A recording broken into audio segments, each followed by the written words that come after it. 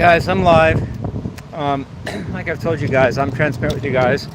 So when I get a thought of something I want to say, I just pretty much just say it. I want to talk about the 1,000-pound elephant in not just my room, but everybody's room, really. And that's the word and the idea of sanity. Now, obviously, the opposite of sanity is insanity, and the opposite of sane is insane.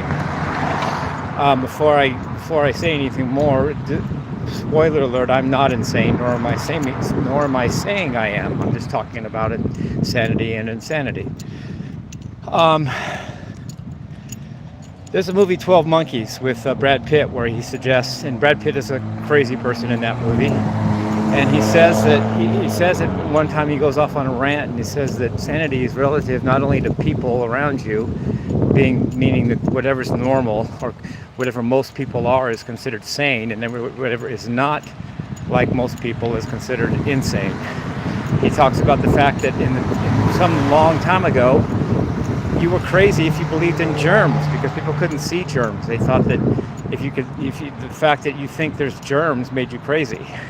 Then later, in the modern era, like in the COVID days, they considered if you don't put hand sanitizer on during COVID, you're crazy because hand sanitizer kills the germs that will make you sick, the same germs that a few hundred years ago you were considered crazy for even believing in. So sanity shifts with time, and it's only relative to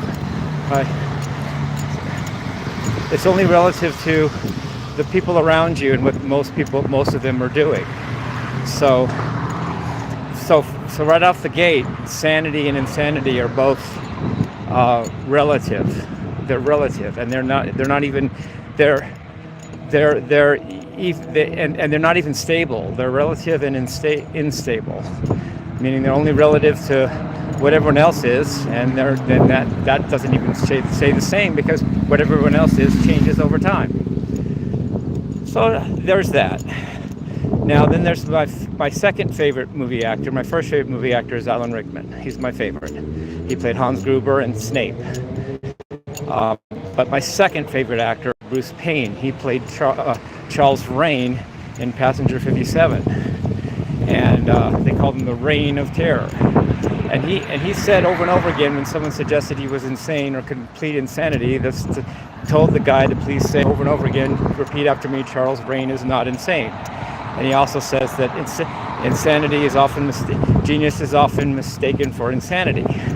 Now, I'm not going to make a statement that that's true, or that I know that, love you, or that I know that, and I'm definitely not the type to be in favor of making someone repeat after themselves that I am not insane. Well, first of all, what do I care what they say out loud? Secondly, if I know I'm not insane, then why should I care what they say out loud? But it's a story and it's very good. And the guy played it great. He's my second favorite actor, Bruce Payne. But there's a truth to that, some of that. One thing that most people are not is genius. Genius means you're not like most people, which can be very confusing because that can make you sound insane because insanity has a very similar definition. Basically, you're not like everybody else. And since it's a thing of the mind, not of the body, genius can be mistaken literally for craziness. It does not mean that all geniuses are not. Does not mean that all geniuses are sane, nor does it mean that all insane people are geniuses. But there's some crossover, and it's unclear, and the one can bleed into the other, and they can kind of take on the same role, or whatever you want to call it. Especially like for me, I have Asperger's syndrome, which does make me neuroatypical, but I'm not crazy. I just have Asperger's, which is a bunch of stuff. Part of that is my gifts, and I'm intelligent, and my senses are hypersensitive. I can hear and see things that most people, like my vision. I've never worn glasses in my life, and I'm 57. I have nothing's perfect, but a very, very good vision, a very good hearing. Often I'm in another room and I don't even want to hear what people are saying sometimes. But I do because I have such good hearing, and they think I can't hear because I whatever. And I go, I didn't say that. And they go, oh shit, he heard us. Well, there's that. Whatever. And then I'm also acutely sensitive in touch. the sense of touch. I'm very acute. If I feel if a ladybug lands on my wrist or whatever, I will feel it like in a heartbeat, or whatever. Very small things. I'm very sensitive. Love you. Love you. I'm all, and along that direction, I even have somewhat of a sixth sense. I can sense when things are around me. I sometimes I'm walking with my head down and my head's about to hit, a bush or whatever, and I'll duck my head away, and I didn't even see the bush with my own eyes. It was just a sixth sense thing. That's one reason I'm good at confrontation, because I sense evil coming before they think I sense it, and maybe before the next person will sense it. And that includes not just energy evil, but things coming at me physically, like cars, people on skateboards, fists, feet, whatever can be used to hit or hurt me. I sense it as it's coming before it even comes. And believe that or not, I mean, what do I care? But that's just the truth. Love you. So anyway, yeah. And then there's the case of, let's say, Dr. John Nash, played by Russell Crowe in A Beautiful Mind, produced by Ron Howard of Happy Days. And this guy actually was crazy, but he also actually got the Nobel Peace Prize for his bargaining game theory, governing dynamics.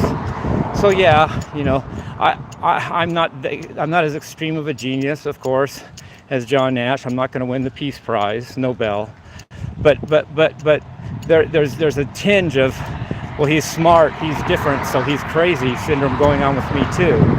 Only I'm not clinically diagnosed as anything, not even Asperger's, because I haven't been to a doctor yet, and I might not. I don't know. It depends on whether I feel like I need to or not. Right now I don't, but I have Asperger's, which puts me on the autistic spectrum, which makes me sometimes extremely intelligent, but yet often acting weird. Okay, but that does not make me crazy. It doesn't even make me mentally ill, because I don't take anything. I'm good. And another example is like the Good Doctor. He is autistic, worse than me. But he's also a genius doctor. He's a better doctor than I am at anything. But he's also autistic. So, but he's not crazy. He's just able. And it's not all bad. There's blind spots that people like the Good Doctor, played by Freddie Highmore, a great actor, and I have, and that we more commonplace, common sense, are harder for Asperger's people to grasp. They go right through us. We don't have our common sense IQ very high, but a lot of other things we do, and we're really good at what we do. So anyway, I wanted to spiel about sanity and insanity, and before I go, what Einstein said famously, and everybody knows this, I'm sure, but that insanity is doing the same thing over and over again, expecting different results. Well, in some ways, everybody's insane, because that's very common to do that. People don't see that they need to change what they're doing. They think that results will change, and I do that, and I think almost everybody does. I don't know anybody that hasn't done that, but anyway. So I love you guys. Peace, rock and roll.